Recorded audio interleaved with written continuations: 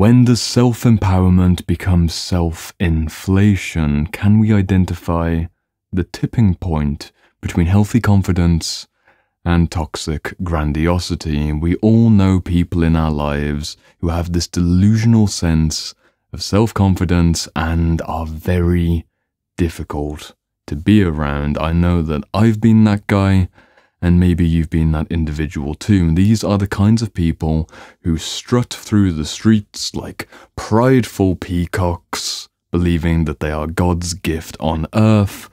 But it's a tricky thing to observe, because surely we're all touched by the fingerprint of divinity, and who could argue against a healthy and robust sense of self-esteem as an essential mental health aspect of getting along and getting ahead?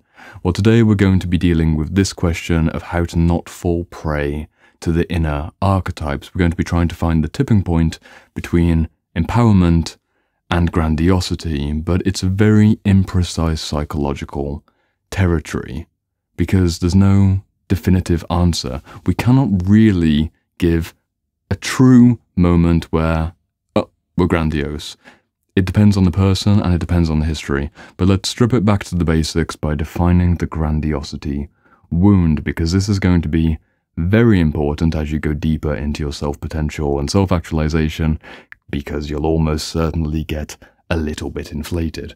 So the grandiosity wound, in a single sentence, is a trauma-based response which arises from a moment or repeated moments when a vulnerable person decided to defend themselves by selectively identifying and exaggerating certain desirable traits in their character and rejecting, repressing, and diminishing weak, ineffective, or otherwise unpalatable traits. The grandiose individual is caught in a false self-construct. They went through some kind of pain, maybe in their childhood due to their mother or their father, maybe a devastating breakup or a horrific business explosion. And because things were so damn difficult, they selectively focused on the strongest, most robust elements of their psyche, maybe their intelligence, their good looks, their smooth tongue, or their way of manipulating financial markets, and they built a personality around that particular element of their psyche, forgetting that we are a multiplicity. The grandiose person is very confident and larger than life on the public stage, but they're actually very shame-based and insecure when it's just them in their bedroom, if they were truly honest with themselves. And I know what this feels like, because I likewise tended towards the grandiose defense based on my own personal moments of suffering. The way that I still generally bring myself up out of a crappy period of my life is reminding myself of my strengths. It's a very healthy thing to do, right? It's healthy to realize that we have pain and we can bring ourselves out of the pain by using our gifts, using our talents, and calling upon our resources to literally self-elevate. We self-empower. We bring the power upwards. But I've also fallen victim to moments when I was unfortunately a bit more like the peacock strutting through the streets. We can't find the exact tipping point until we know that we've tipped over the edge, and we see this in politicians, in celebrities, in larger-than-life individuals that we know in our personal environment, and if you're honest with yourself, probably elements of your own psyche, because it's not true that you'll be able to avoid some degree of grandiosity or maybe a large sense of inflation if you're genuinely committed to self-healing and self-development. The trick to getting the empowerment without getting the grandiosity is to recognize the tendency, and in a sentence or two, it's to embrace the multiplicity of the psyche and be committed to educating yourself about all the areas inside which you'd rather not address or admit. It's the wounded inner child, it's the pathetic, impotent lover, it's the archetypal weakling, it's the undesirable coward. These are the archetypal entities which we typically reject into the shadow territory. They form not only the shadow as entity, but they go into shadow as environment. And from a Jungian depth psychology perspective, this is where the inner work gets particularly interesting. So let's go into a few literature recommendations to kick off this exploration of hopefully dissolving your grandiose defense. I've got 4 books, and we're going to come back to this book right at the end with a few quotes, but the first 3 books I'd like you to please buy from your favorite secondhand website or Amazon, God forbid, but Amazon is a good place for these kinds of books. Subpersonalities by John Rowan. As you can see, they are the people inside of us. Embracing Ourselves by Hal and Sidra Stone. And the final book, Archetype by Anthony Stevens. These 3 books together will give you a wonderful foundation and launching point onto the idea of the multiplicity of the psyche. If you've seen me hold any of these books up before, and you still haven't got them, then I'm recommending them again for a reason. There are many, many more books I could hold up in a video like this. I try and reduce it down to 4, so that you can actually be effective in your studies. This is going to teach you about the many subpersonalities and parts that you have inside yourself. This is going to do the same thing from a more archetypal, mythical, symbolic lens, and this is going to allow you to actually talk with those different parts in a voice dialogue or active imagination style approach. But I'm not going to read any quotes from these books today. I'm going to focus on the big, bad, final boss of the archetypal grandiosity self-healing space, and that is my main man, Robert Moore, and Facing the Dragon. As you can see from the subtitle, this is the book that you need to read. And I mean need. I don't say need very often. You need to read this book. You should probably read those books. This is a need. Let me read 2 quotes from the book that will frame the rest of this conversation and hopefully give you something practical to move yourself away from that potential possession by the archetypal image, right? Okay, first quote from the book. Very confronting. Get ready. You're going to be witnessed by Robert Moore and his deep, penetrating insight into your own repressed psyche. Quote from the book. Remember, there is no such thing as a person who has completely transformed his or her own narcissism. That word's coming into play in this video at the appropriate moment. There are only people who acknowledge the existence of their grandiose energies and try to learn how to relate to them consciously and regulate and optimize their contacts with them intelligently. A little bit more on the same page, why not? When you touch the numinous, which means the religious or the divine, when you touch the numinous without the wisdom to regulate the grandiosity, it blows up like the cartoons of the person who cannot get off the air hose, so they inflate like a big balloon and they float away, referring to literally if you've got a bit too much hot air shoved up your rear end, that's what it means to become the grandiose individual. Where does it take us in terms of our own self-worth and self-love? Well, if you can admit that you have some degree of narcissistic tendency, maybe a lot if you're honest, because healthy narcissism and unhealthy narcissism, or primary narcissism and defensive narcissism, are really quite different territories. If I've got a book here that I can bring up, that would be useful. I do not. No. I was going to bring up a book on narcissism. We'll save it for another time. I'll do a dedicated video on narcissism. It's all the way over there, so we'll have to wait for that one. In a nutshell, narcissism, as it relates to grandiosity, is finding again the point on the spectrum where empowerment does not become obsession and it doesn't become delusion. If you can honestly accept that you have certain narcissistic tendencies, I'll make it personal.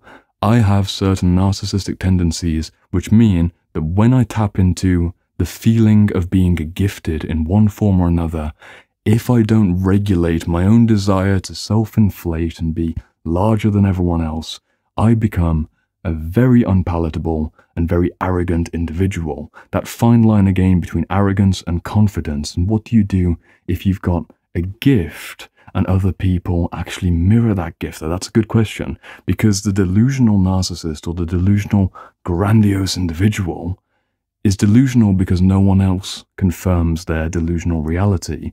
This is the madman or crazy woman on the street, dressed in rags and stinking of excrement, and they come up to you telling the second coming of Christ is here, and it is I. We do not believe them because they are clearly mentally unwell, and I hope that they get the help that they need.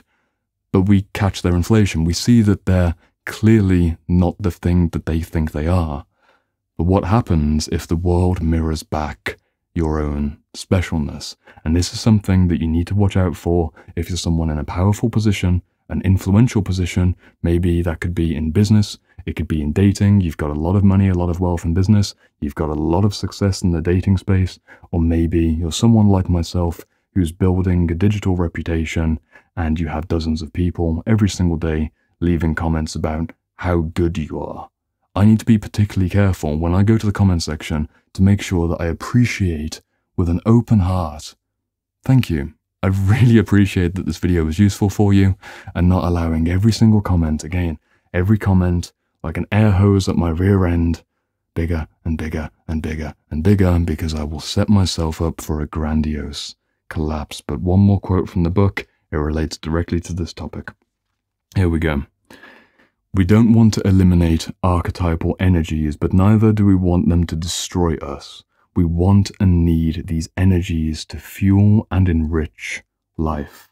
That is the true meaning of human spirituality on the psychological level, to facilitate productive and creative contact with these sacred energies. That is why Jungians are uniquely able to diagnose grandiosity and the threat of pathological narcissism as spiritual problems that no one in modern secular society can avoid having to deal with.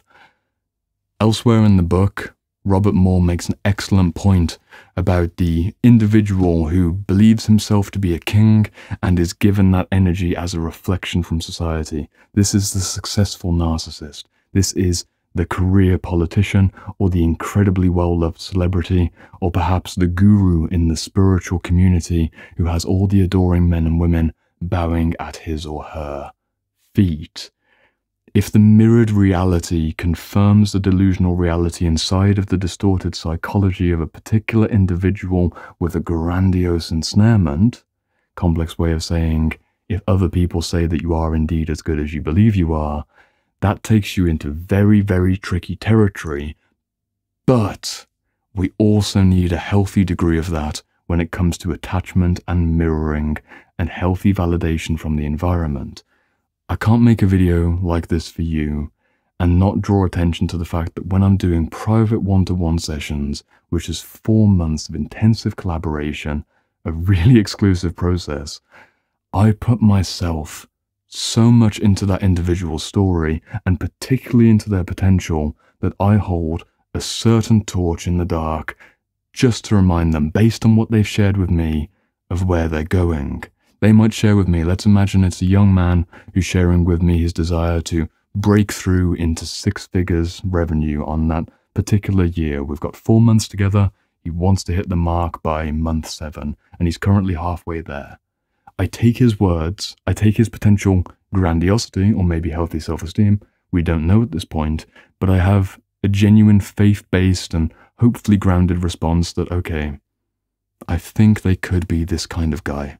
I'll take that energy, spark it up, hold the torch, and then for 4 months of trauma healing work and lots of unconscious restructuring, we move towards the flame that he gave me.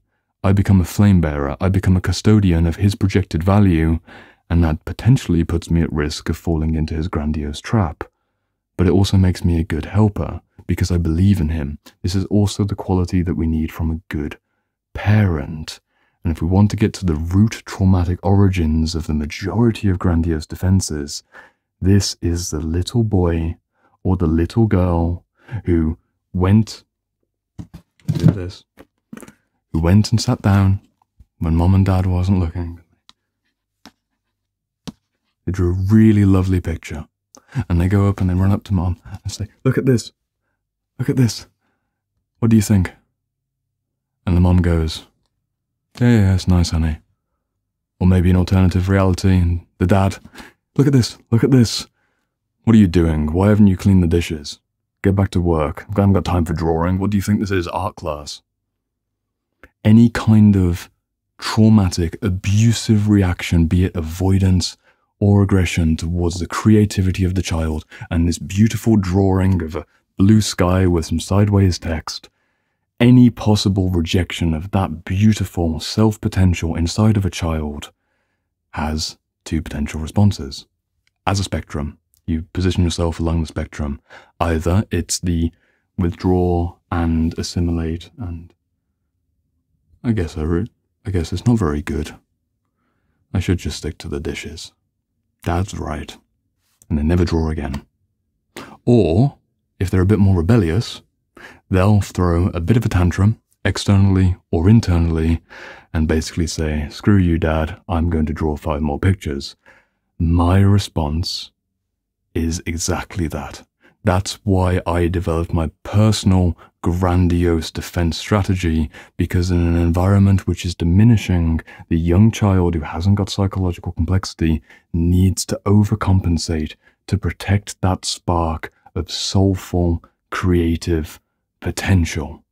I see it in the majority of clients that I work with, even those from relatively healthy families, but especially those from unhealthy backgrounds. They were the individual, the young boy or the young girl, who had a certain moment where they were energetically holding up the equivalent of a beautiful picture that they'd put their heart into, and they were dismissed or disvalidated, and they decided, that's your opinion, I'm going to do it my way. And over a decade, 2 decades, maybe even 3 decades, all of that energy, that same response, that same original moment of wounding gets repeated and repeated and repeated until you've got someone who's maybe in their mid-30s and they've built themselves so high on a pedestal that they do not realize that they are on wooden stilts which are rotting at the core, and their wounded inner child is about to sabotage everything.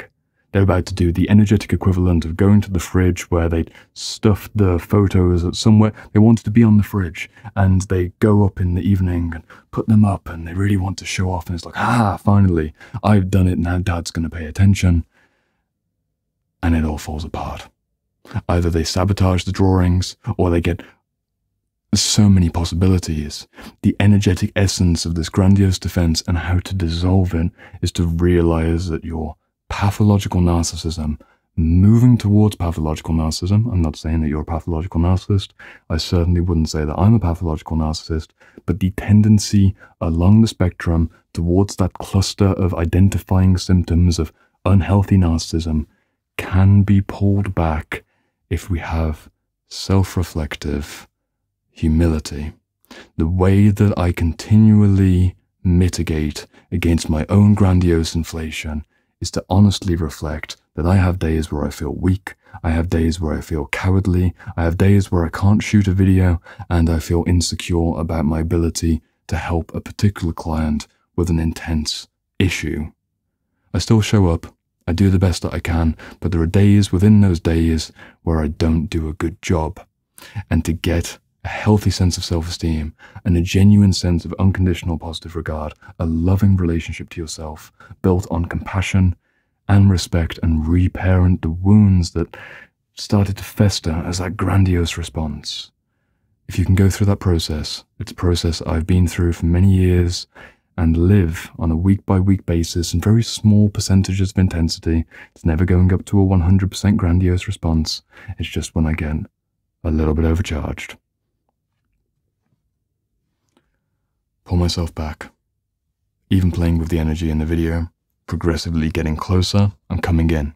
It's the psychological wound of being the little child who didn't do that externally, but internally had an overcharged response to being undercharged or understimulated or being otherwise dismissed for one reason or another in the family environment. It's not a me story, it's the wound itself, it's the defense itself. And if you can bring that child out of the overcharge into the middle point and watch for the shameful fallback, the collapse into insecurity, and progressively regulate yourself in between that pendulum of high self-esteem and low self-esteem through books like these ones. Again, I really recommend that you please just buy these books.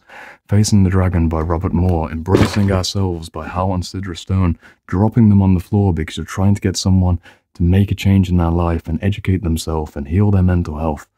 Subpersonalities by John Rowan and Archetype by Anthony Stevens. These 4 books will help you to feel mentally centered. You won't lose access to your high potential. You won't sacrifice your giftedness, but you'll certainly be a little bit more in control when it starts to become shaky, delusional, overly optimistic, arrogant, tyrannical territory. And you'll also avoid the worst of the shame-based shutdown, which leaves you caught in bed and unable to talk to your closest friends. Healing the grandiosity wound and combating the archetypal inflation while still having the ability to access the best elements of the warrior, or the king, or the huntress, or the goddess, and realizing that as humans, we are not meant to wear the crown of the archetype, and we are definitely not meant to think that we are royalty, or angels on earth, or starseeds from a different dimension, or the embodiment of Aries, Scorpio, Capricorn, Virgo energy. It's too much for one human to take. We are nested circles. We are holonically structured psychological individuals where the central self-energy draws upon isolated elements of inner children, archetypal entities, and wounded parts. Inner work, in terms of the wholeness aspect of inner work, is realizing that you are a whole, but the wholes have blocks, they have fragments, they have broken networks between, and they have overly compartmentalized sudden shifts depending on trauma and conflict. It's a deep process to go into, but I would be lying to you if I said that the way to heal the grandiosity wound is anything less than deep, self-reflective, humble study. It's good to be confronted. It's good to have the feeling that you may not be as good as you think you are, or they may not be as good as they think they are, and you can still find power and safety in all the messiness.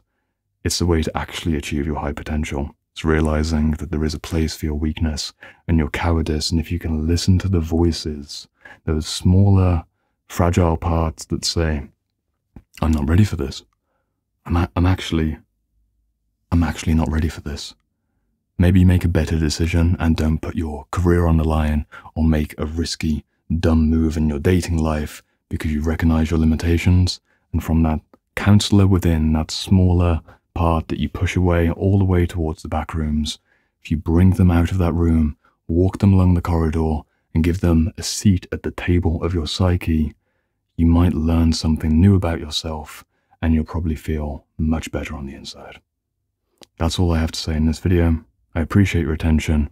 Please leave a comment if you want to get involved, or any extension comment if you want me to continue this discussion in a particular direction. I appreciate high quality comments, and I'm blessed to have a very high quality audience. So thank you again for your attention, and I'll see you over in the next video where we'll continue the discussion at a whole new depth.